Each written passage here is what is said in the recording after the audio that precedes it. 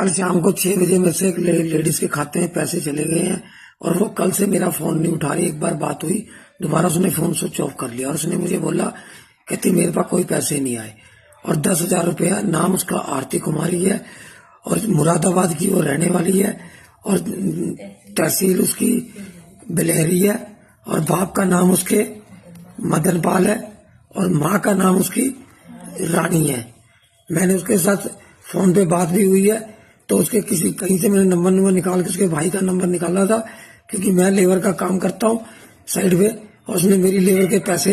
चले गए, गलती से लेबर वालों को डालने थे, उसके पास मेरे पैसे चले गए। और वो लेडीज कल से लारी लगाई जा रही थी, आज ही बात हुई, अब झूठ में बोल रही, कहती मेरा आधार कार्ड घर में रह गया, पैसे तो मेरे पास आ गए, हाँ तो भर लिए उसने।